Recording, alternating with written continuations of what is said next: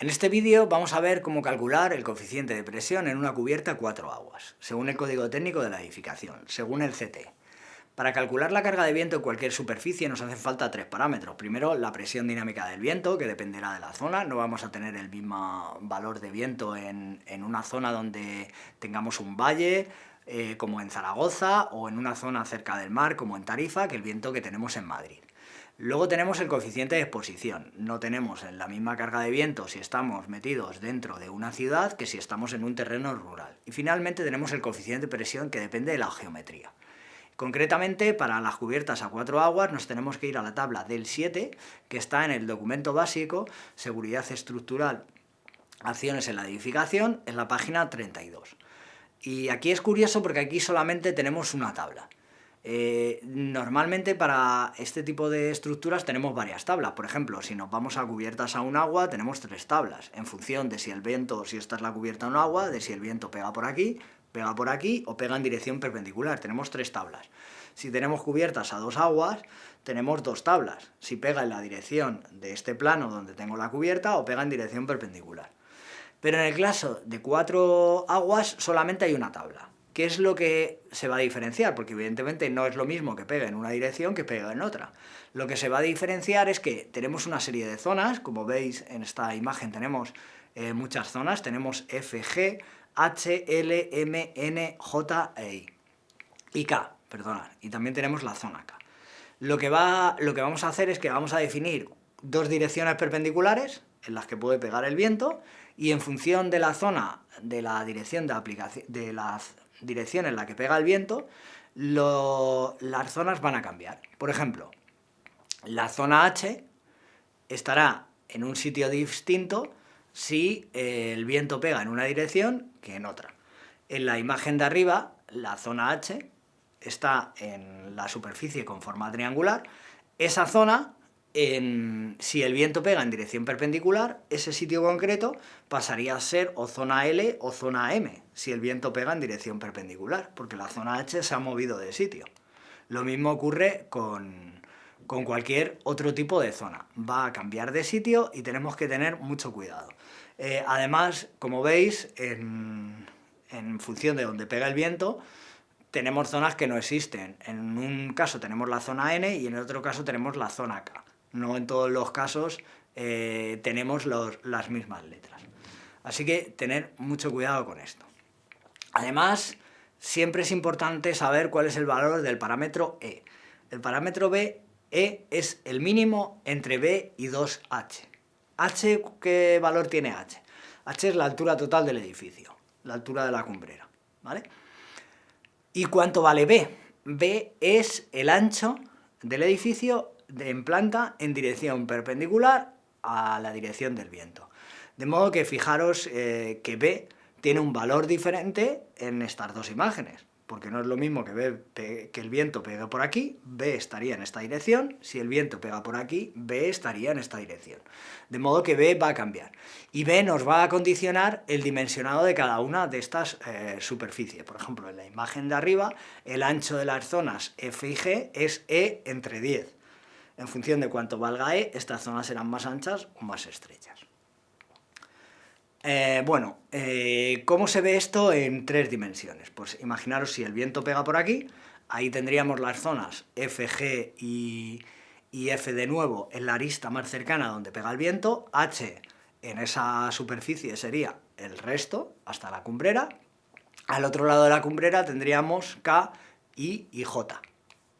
Y en la dirección, en las otras 2 superficies, en este caso las triangulares, tendríamos L y M. Si el viento pegase en dirección perpendicular, ahora de repente F, G y F estarían en la zona triangular y H también. Y en las otras superficies tendríamos L, M y N. Bueno, una vez que sepamos dónde está cada una de las superficies, tendríamos que hacer, por supuesto, 2 hipótesis, mínimo, para saber por dónde pega el viento. Naturalmente, en realidad estamos haciendo 4 hipótesis, porque si el viento pega por la izquierda, F, G y H están en la izquierda, pero si el viento pega por la derecha, F, G y H estarían por la derecha, solo que los valores de los coeficientes de presión van a ser los mismos, solo tendríamos que que girarlos. Sabemos cuánto vale, ya sabemos cuánto valen todas las superficies, ahora ya podemos entrar en esta tabla. Y ya os digo que en esta tabla tendríamos que entrar mínimo 2 veces. Tendríamos que entrar una vez asumiendo una dirección y una segunda vez asumiendo una dirección perpendicular, porque las zonas todas estas zonas que aparecen en la tabla serán diferentes zonas en función de por dónde pega el viento, ¿vale? Es un poco lío en el caso de las cubiertas a 4 aguas porque solo tenemos una tabla, aunque puede pegar por 2 direcciones perpendiculares.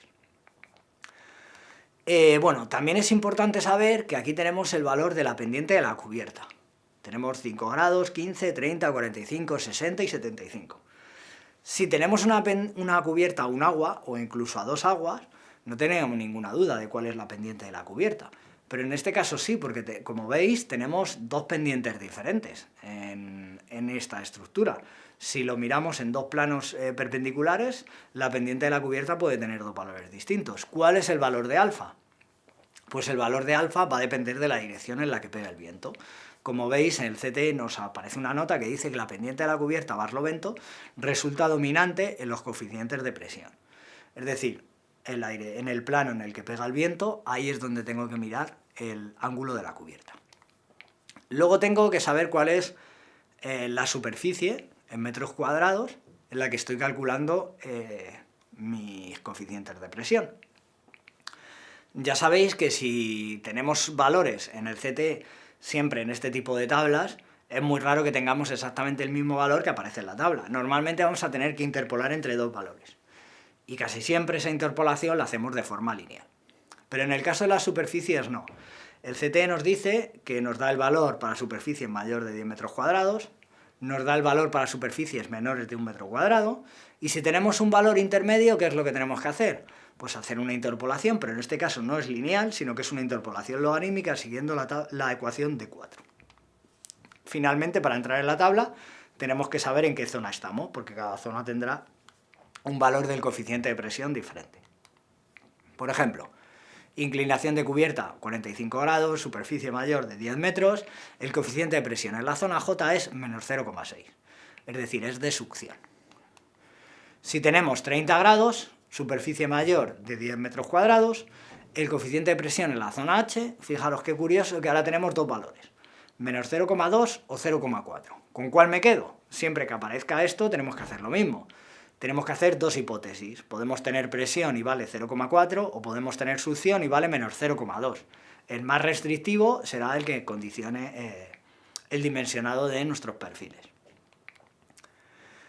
¿Qué es lo que ocurre si tenemos una inclinación de cubierta que no es ni de 15 grados ni de 30 grados, sino que es intermedia, por ejemplo 20 grados, y no aparece en la tabla? Bueno, pues tendríamos que interpolar. Para 15 grados el coeficiente de presión en la zona K es menos 1,2, para 30 grados es menos 0,5. Si mi inclinación es 20 grados, pues tendría que hacer una interpolación entre estos 2 valores para ver cuál es el que se corresponde a esa inclinación de cubierta.